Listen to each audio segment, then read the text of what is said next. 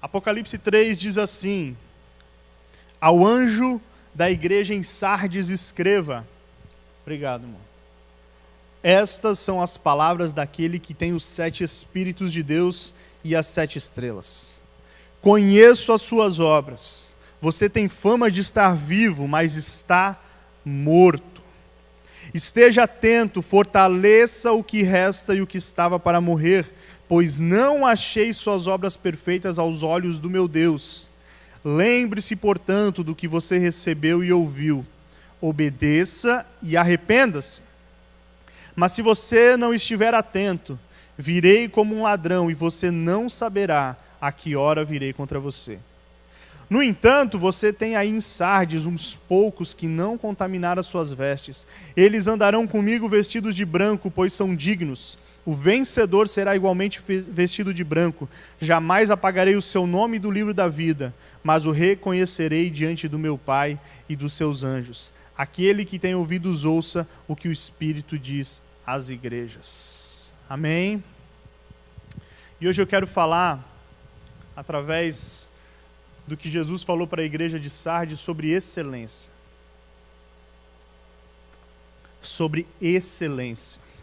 O quanto excelente você está sendo no seu ministério, o quanto excelente você está sendo na sua adoração, o quanto excelente você está sendo na sua vida espiritual, na sua vida cotidiana.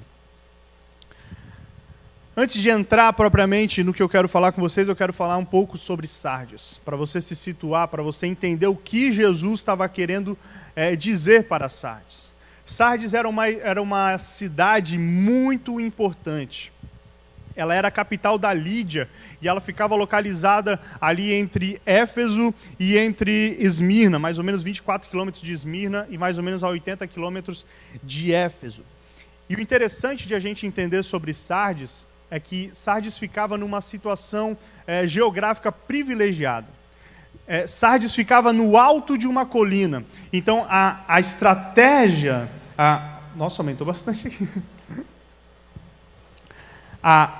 Sardes, ela era, digamos assim, num ponto de vista de guerra, ela era muito bem situada. Porque como ela estava no alto de uma colina, a natureza mesmo formava uma fortaleza ao redor de Sardes. Então Sardes era aquele tipo de cidade que se ensoberbecia e achava que nunca iria acontecer nada de mal contra Sardes. Sardes é aquele tipo de igreja que achava que estava num patamar elevado e que batia no peito e dizia: comigo nunca vai acontecer. Mas acontece que por volta de 529 antes de Cristo, Ciro da Pérsia rodeou a cidade por 14 dias. E quando Ciro ficou vigiando essa cidade por 14 dias, ele encontrou uma maneira de entrar em Sardes, e quando os soldados deles estavam dormindo, eles invadiram Sardes. É por isso que Jesus vai dizer: tome cuidado, porque eu virei como um ladrão. Quando Jesus fala isso para Sardes, o povo de Sardes entende o que Jesus está falando. E é interessante que eles não aprendem a lição, porque 300 anos depois acontece a mesma coisa. Antíoco Epifânio, ele tem a mesma estratégia. Ele acha uma brecha, ele acha um buraco, uma maneira de entrar em Sardes, espera os soldados dormirem, espera os soldados acharem que está tudo tranquilo e ataca Sardes. Essa era Sardes, uma igreja soberba, que achava que estava tudo bem, mas não tinha excelência. Sardes também ela era muito conhecida pela produção de vestes de lã. É por isso que quando Jesus vai falar sobre o embranquiçamento da lã, sobre as vestes brancas, o povo de Sardes sabia do que Jesus estava falando. Sardes também era uma região muito idólatra. Sardes ela era mergulhada na idolatria. Toda aquela região ali, né, da Ásia Menor, ela era muito envolta na idolatria. Então, Sardes tinha também uma padroeira. Essa padroeira era Cibele. Interessante que essa padroeira, digamos assim, as pessoas criam que Cibele tinha o poder de trazer de volta a vida das pessoas. Então, quando Jesus usa também essas palavras, você está morto, ou você está quase morto, ou você parece estar vivo, Jesus também está atacando a idolatria do povo de Sardes. Essa era Sardes, uma igreja imponente, uma igreja forte, uma igreja aparentemente saudável, fortalecida e aparentemente segura. Mas acontece que tinham problemas em Sardes. Mas que tipo de problema será que havia em Sardes? Sardes não era uma igreja pobre. Sardes não tinha problema com pobreza. Sardes também não era uma igreja onde se pregava heresias. Nós não temos nenhum relato em que existisse algum tipo de problema doutrinário na igreja de Sardes. Sardes também não tinha nenhum problema na questão da temperatura, como a gente vai ver em Laodiceia, que não era nem fria, nem quente, não era, mas era morna. Sardes não era uma igreja fria. Sardes era uma igreja ativa. E aí que a gente fica pensando, mas então, qual que era o problema de Sardes? Sardes também não tinha perseguição. Não existia perseguição contra os cristãos em Sardes. Eles podiam exercer sua fé tranquilamente em Sardes. Sardes não tinha problema. Aparentemente, Sardes era uma mega igreja. Provavelmente hoje Sardes teria um painel de LED, provavelmente hoje Sardes teria uma live com mais de 50 mil pessoas, provavelmente Sardes teria grandes pregadores nos seus púlpitos, provavelmente Sardes teria grandes congressos, provavelmente Sardes teria uma grande equipe de louvor, mas tinha um problema em Sardes, que é a excelência. E é sobre excelência que eu quero falar com você essa noite. Então agora não se distraia. Não se distraia. Preste atenção no que eu vou falar com você, porque talvez você esteja nesse momento sendo Sardes e dizendo, essa mensagem não é para mim. Talvez nesse momento, assim como Sardes, você está batendo no peito e dizendo, não, eu tenho segurança e eu sei que eu sou um crente fervoroso. Essa era Sardes. E a primeira coisa que eu quero que você entenda é que excelência, ele não tem a ver com a técnica perfeita. Excelência não tem a ver com o melhor jeito de fazer. Excelência não tem a ver com a melhor ferramenta para você fazer, o melhor meio de você fazer. Excelência tem a ver com a intenção do seu coração. Muito mais importante do que como fazer, é o porquê fazer. Muito mais importante do que como fazer, é o porquê você está fazendo. Sabe, a gente precisa se perguntar nesse momento, por que é que a gente faz essa live? A gente precisa se perguntar nesse momento, por que que nós saímos da nossa casa numa sexta-feira à noite e pregamos o Evangelho? Por que que nós saímos da nossa casa numa sexta-feira à noite e nos reunimos como igreja? Nós precisamos nos perguntar, não a maneira com que eu oro, mas por que que eu oro?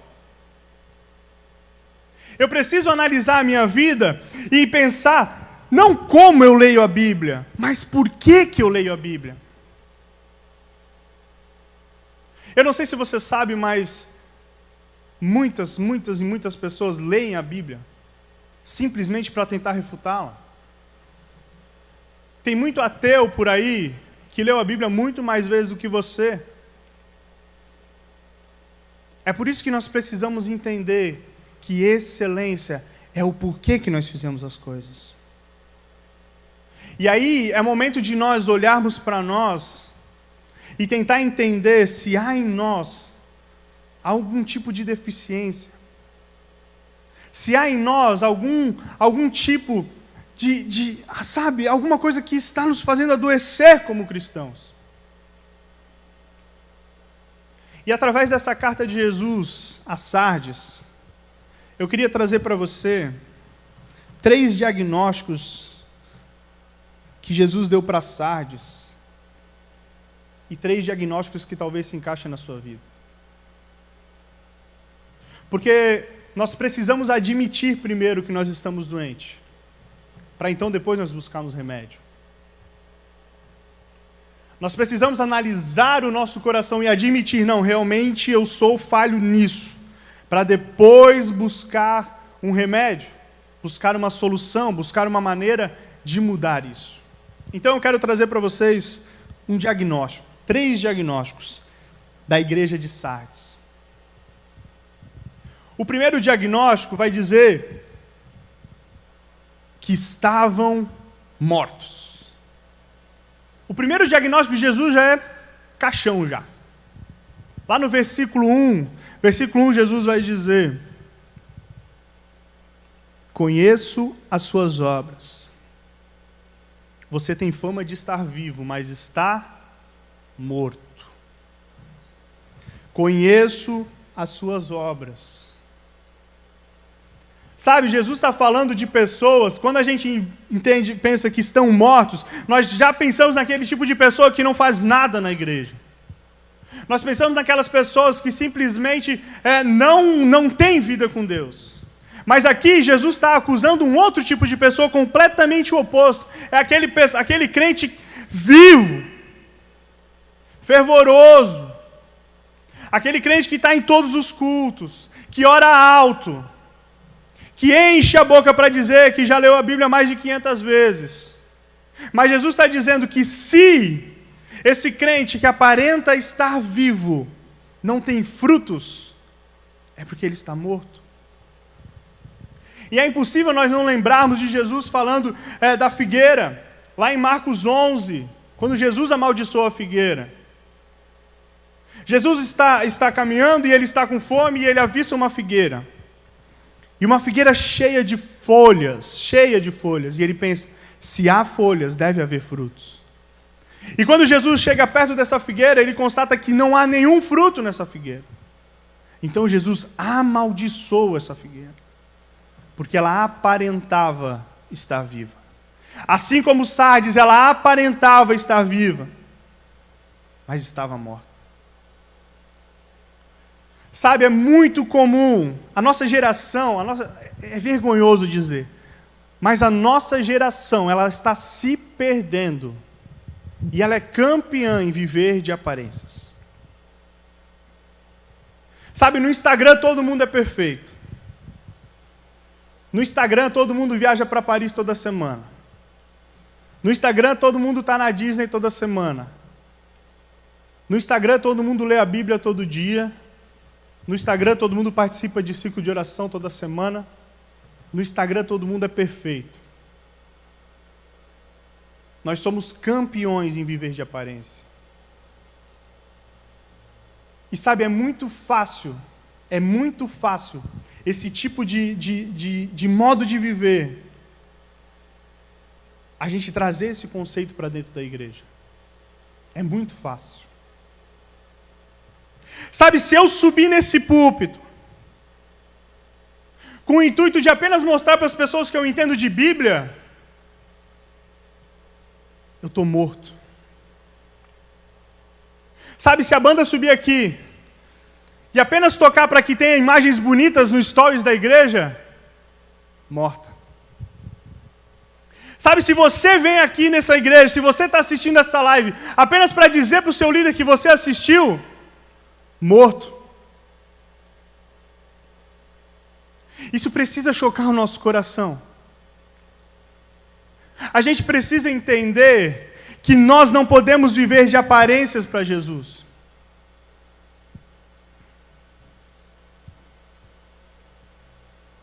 Nós precisamos mudar a nossa mentalidade e entender qual que é a motivação do nosso coração. Sabe, se a gente fazer tudo o que a gente faz só para receber o tapinha nas costas e dizer, nossa, tem fama de vivo, tem aparência de vivo. As pessoas pensam que está vivo. Mas se a intenção do coração não é a mesma que de Jesus, é morto. É morto. Mais importante de que como fazemos é por que fazemos.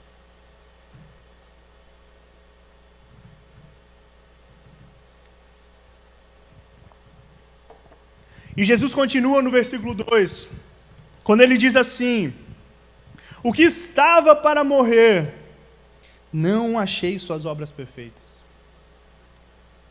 Então nós tínhamos os mortos, e agora nós temos o segundo diagnóstico, que são os quase mortos. E os quase mortos, eles são muito parecidos com os mortos, porque eles estão quase mortos.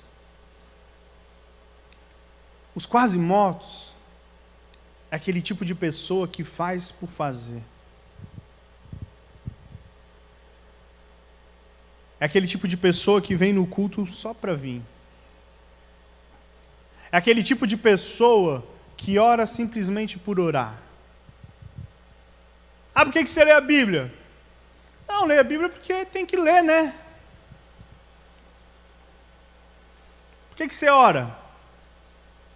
Ah, eu oro porque tem que orar, né? Por que você vem no culto?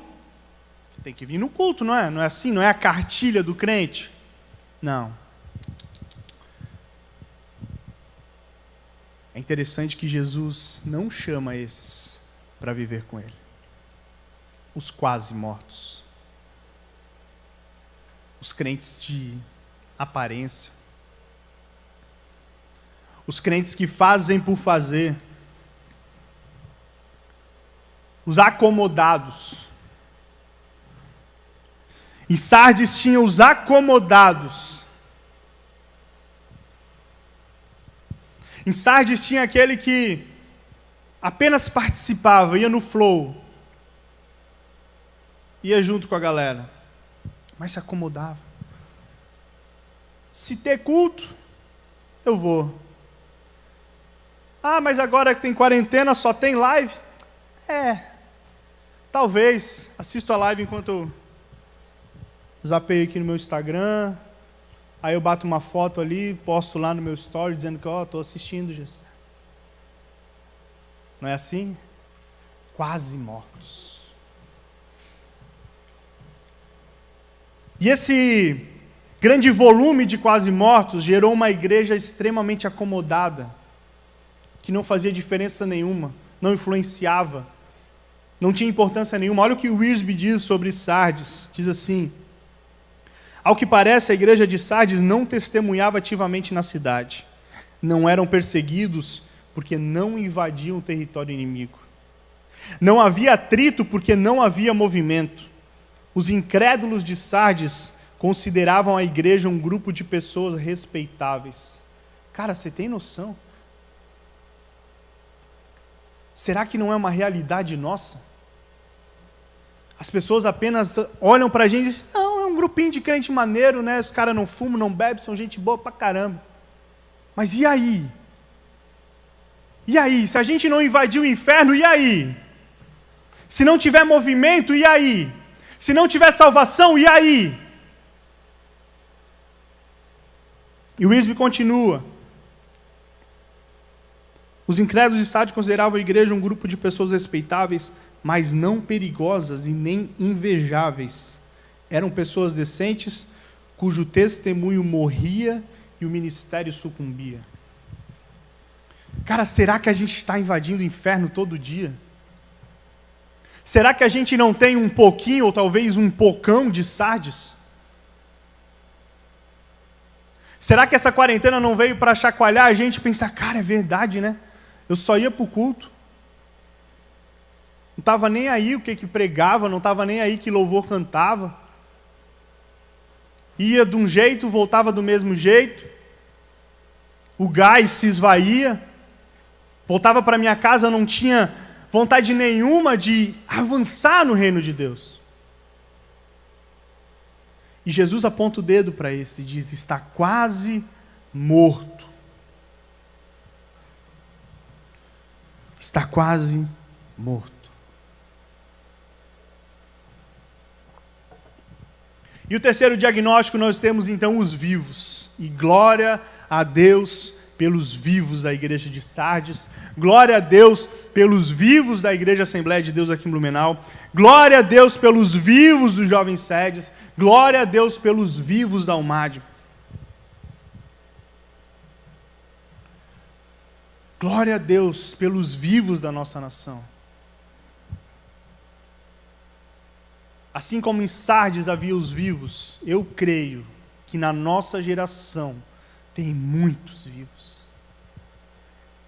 Eu creio que você que está me assistindo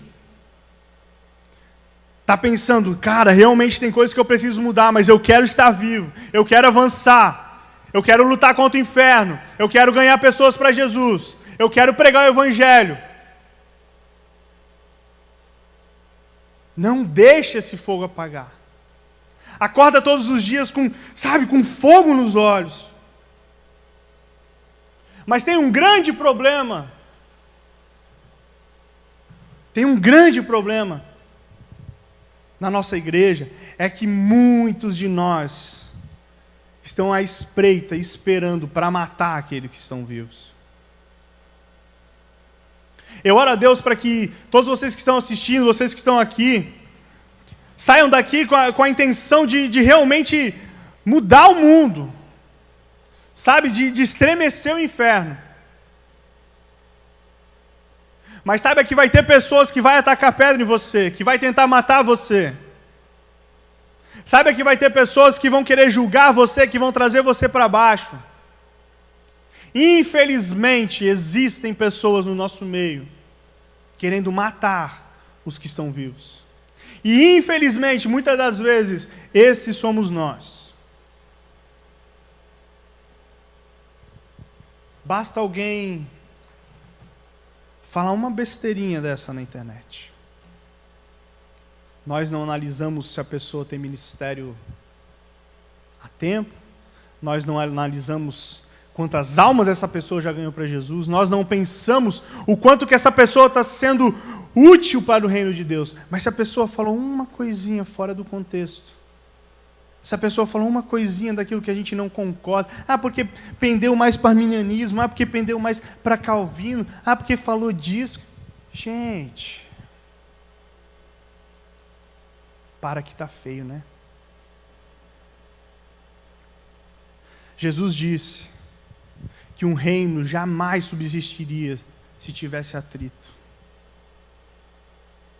Se não houver união, um reino jamais subsistiria. Um reino é destruído. Então deixa eu falar uma coisa para você. Se você é esse tipo de pessoa que tenta matar aquele que está vivo, não pode alguém falar uma coisa que você já quer iniciar um linchamento virtual? Ao invés de apontar os erros, querer boicotar as pessoas, faça melhor. É claro que nós devemos estar atentos, porque com a grande quantidade de informação, muitas heresias são pregadas no meio da igreja. É verdade. É verdade. Mas existem outras formas de ser combatido isso. Deus te deu maturidade, Deus te deu capacidade, Deus te deu um celular, Deus te deu Wi-Fi na sua casa se você está assistindo. Faz melhor. E eu não estou falando isso aqui como uma afronta, como um deboche. Faz melhor. Você é capaz de fazer melhor. Deus já te deu algo. Deus já te deu uma palavra. Deus já te deu um ensinamento. Você pode hoje simplesmente navegar pelo seu Instagram e sair compartilhando mensagens de carinho, de respeito. Você não precisa fazer uma pregação expositiva nas redes. Você não precisa pegar um texto e dizer, eu aprendi isso. Não. Seja crente na sua casa, seja crente na internet. Nas entrelinhas as pessoas desabafam. Entre um feed e outro, enquanto você rola o dedo, existem desabafos. Existem pessoas colocando para fora coisas que você, com a sensibilidade do Espírito Santo, pode captar e salvar vidas. Outra coisa, você não sabe o que fazer, você não sabe como começar, você não sabe o que... Apenas se una àqueles que já estão fazendo. Compartilhe o que o seu irmão publicou. Compartilhe as lives da igreja. Compartilhe o que a igreja está fazendo. Sabe, algum irmão postou algum texto maneiro, algum vídeo, algum louvor. Cara, seja o primeiro a compartilhar. Falar, olha, isso aqui é massa pra caramba. Assiste isso. Manda lá no grupo da família, só manda porcaria, só manda figurinha besta. Compartilha, mano. Compartilha. Vamos avançar? Vocês estão com sono? Põe nos comentários aí. Não tem mais essa... Né? Então põe nos comentários aí. Vocês estão com sono? Então esses são os 3 diagnósticos. Os mortos, os quase mortos e os vivos. E Jesus traz também 3 remédios. 3 remédios. No versículo 2, Jesus diz assim: esteja atento. Presta atenção agora. Aqui Jesus vai dar noções práticas do que você precisa fazer na sua vida. Até agora Jesus está falando com a gente a respeito, para que a gente medite, para que a gente se sensibilize, para que a gente perceba dentro de nós se há algo que nós precisamos mudar. E agora Jesus vai dar 3 lições práticas. E o primeiro é no versículo 2, quando ele fala, esteja atento. Esteja atento. Ou como o bom pentecostal, vigia, irmão. Sardes foi invadida 2 vezes por não estar atenta. Sardes foi invadida porque batia no peito e dizia, comigo não vai acontecer. Sardes foi invadida porque a soberba tomou conta de Sardes. A falsa segurança de que estava tudo bem tomou conta de Sardes. E Jesus diz, esteja atento. Analise você mesmo. Sabe, você precisa se perguntar, quais são as minhas intenções? Qual que é o meu nível de comprometimento com Deus? Qual é o meu nível de santidade? Qual que é o meu nível de comprometimento com a palavra de Deus? Esteja atento e não deixe a soberba tomar conta do seu coração. Segundo remédio, lembre-se. Versículo 3 vai dizer, lembre-se do que você recebeu e ouviu. Lembre-se de tudo que você já aprendeu até aqui. Sabe, não existe certo ou errado se você não tiver um padrão daquilo que é certo. Jesus é o nosso padrão. A Bíblia é o nosso padrão. Lembre-se do que a Bíblia diz. Lembre-se do que Jesus diz. Lembre-se do que Jesus fez por você. Lembre-se do quanto custou para você hoje poder estar salvo. Lembre-se o preço que foi pago por Jesus para que hoje você pudesse ter acesso a Deus. Lembre-se do quanto Jesus te ama. Lembre-se do quanto Ele deseja que você obedeça a sua palavra, não porque Ele é um pai rancoroso, mas porque Ele é um pai de amor e sabe que se você obedecer a sua palavra, a sua vida será uma vida de paz e plenitude. Lembre-se do que Ele te ordenou. Lembre-se do ide. Lembre-se da sua missão. Lembre-se de que você representa Cristo. Lembre-se. E o terceiro remédio.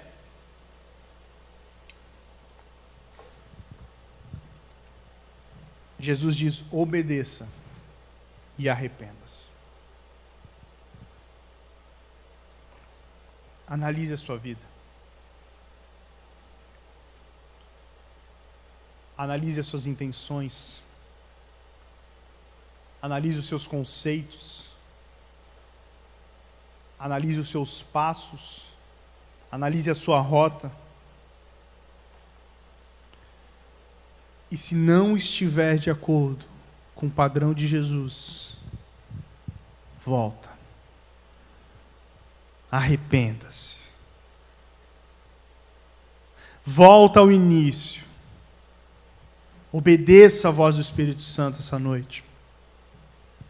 Quando se está andando num caminho errado, voltar é a maneira mais rápida de alcançar o destino certo.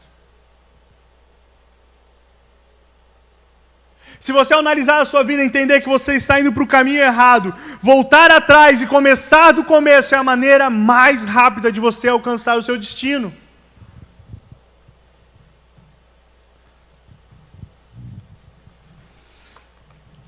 Nunca se esqueça do seu destino. Nunca se esqueça da promessa. Jesus diz: esteja atento. Analise o seu coração. Lembre-se de tudo que Ele fez por você. Obedeça tudo que Ele mandou você fazer. E arrependa-se dos seus maus caminhos. Sabe por quê? Porque a promessa é de vida eterna. Versículo 4 e 5, Jesus finaliza assim: todos estes que são os vivos, que estiveram atentos, que analisaram suas vidas, que não deixaram se levar pelo meio em que viviam, que permaneceram firmes, Ele diz: eles andarão comigo, aleluia, vestidos de branco, pois são dignos. O vencedor será igualmente vestido de branco. Jamais apagarei seu nome do livro da vida, mas o reconhecerei diante do meu Pai e dos seus anjos. A nossa esperança, ela é eterna. E vale muito a pena perseverar.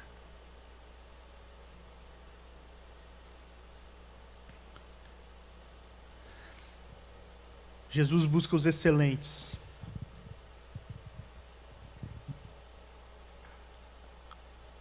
E excelência não tem a ver com método. Excelência tem a ver com intenção.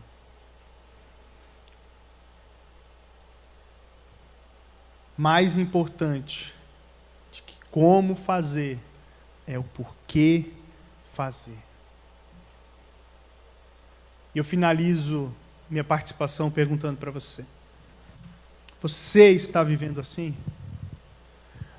Você está vivendo de acordo com tudo isso que Jesus falou? Então persevera, continua, mantenha-se firme. E se não está, arrependa-se e viva o Evangelho de todo o seu coração. Todo o seu coração.